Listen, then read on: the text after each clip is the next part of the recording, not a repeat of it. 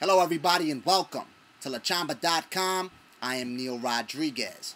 So I was performing some research, and I found that a school in the UK, the CEO of a school in the UK states that two of the recession-proof verticals that he sees that are in constant demand are one, education and healthcare. He knows that education is in demand. Why? Because he needs more employees. He has to find more space in order to increase class sizes. I believe by December 31st, 2008, he had registered over 24,000 people. That's a lot of people. And it only makes sense. I mean, if there's a recession out there, people want to educate themselves. They want to be able to get into new professions. They want to explore new professions. And to do that, they have to educate themselves. So education, I believe, definitely is in demand. Speaking of recession-proof jobs, I read a story. This lady, she worked with computers for 10 years, and she found out that she didn't have a passion for it anymore. So she decided to switch careers. She went back to school. She's going to school now to become a veterinary assistant. Veterinary technician. Interesting. A book called 150 Recession-Proof Jobs by Lauren Shatkin states that veterinary technician position is ranked number 2 as the second most recession-proof job. Right now there's a placement rate for veterinary technicians of 96%. So if you graduate, you will get hired. In 2006, Americans spent $24.5 billion on pet health care. So there's a lot of demand out there. There's definitely a recession-proof career. She says that after some time, she'll be able to make the same $70,000 that she made as a techie. I was reading about Missouri. They have a 9% unemployment rate right now. So a lot of people, they want to recession-proof their resume. A lot of people state that they never wrote a resume in their life. They were, the last time when they landed the job from which they got laid off, they filled out an application or they sent it somewhere via fax or mail. So they don't know how to put together a resume, put it into a Word document, put it into a PDF, and send it out. So they're hitting these career centers that are funded by the government. Here in New York, I used to hit the One Stop Center.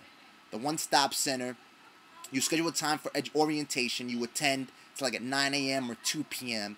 You go there, you attend like 1 or 2 hours. You produce all your documentation. I think it's your birth certificate and your Social Security card. And I guess you have to produce documentation stating how much you make. You can't make over $1,200 a month or so. And they give you all these free resources. They give you free internet access, and they give you a number of classes. I got real proficient in Excel with these classes. I knew how to operate these applications. I knew how to operate Microsoft Office applications because, like I told you before, I did help desk support, so I'm practically half cyborg. All right, I could plug myself into the computer with an Ethernet jack. All right. And so I know how to operate them, but I took these Excel courses and I learned how to do all these new things with Excel. Learned how to program macros, how to code in new types of formulas. And I got real good at it. Learned a lot of bookkeeping.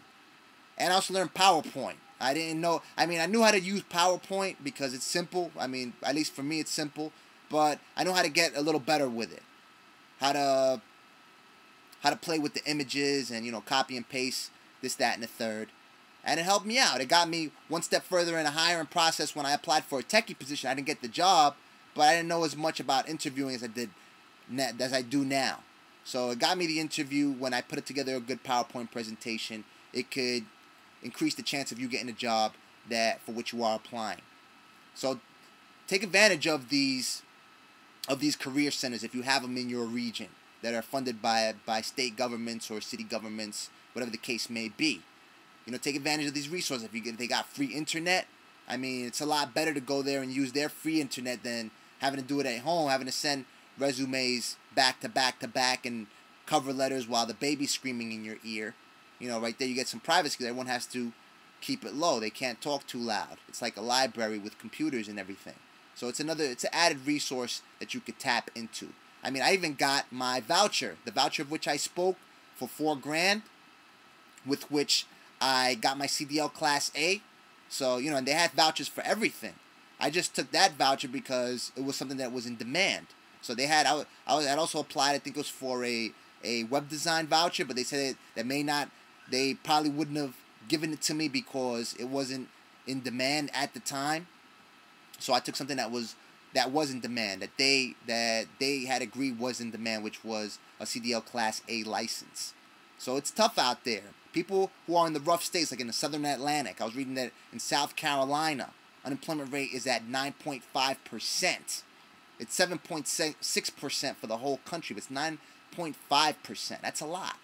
9.5%.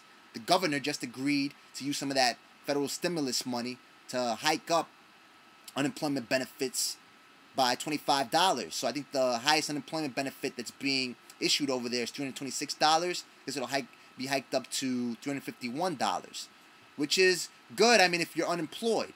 I mean, I know if I was unemployed, I don't want as much an unemployment benefit that I can get my hands on, that I could cash. You know, because the more money you have, the better chance that you'll have to be able to find the job that you want. That's your mistake money. You have a wider margin of error instead of having to take a job that you don't want. So, I mean, I would be for it. The only thing that the governors that are against taking the stimulus money states that once the stimulus money gets exhausted, they have to tap into state funds. Then they have to start taxing employers. And in turn, I guess maybe the employers would have to tax their employees. So there's two sides of the argument here. But it still appears that a lot of governors are taking the money. Like in Florida, I know the governor of Florida is also taking it. But they don't want to take it because they don't want to have to increase taxes. I'd like to hear what you think. You could leave your comments here or just hit me up on twitter.com/notifyneil or twitter.com/lachamba.tv, LACHAMBA TV. Hit me up on Twitter. Let me know what you think. I thank everybody who's helped me push this out there. Everybody's helped me push it through Stumble Upon. And also the story that I featured on the HuffPost that went popular on Dig. I appreciate everybody's assistance in our cause. Hopefully I can help people with what I know on how to enhance your job search. Alright, hopefully we could indeed cut the unemployment rate in half. It's definitely possible. Around this time last year, the unemployment rate was at 4.4%, almost half of what it is now, at 7.6%. So I definitely think it's so. I would love to obliterate it, disintegrate it completely, but I think cutting it by half is more of a realistic objective, more of a smart goal. I thank you for watching. My name is Neil Rodriguez. Until next time, have a great week.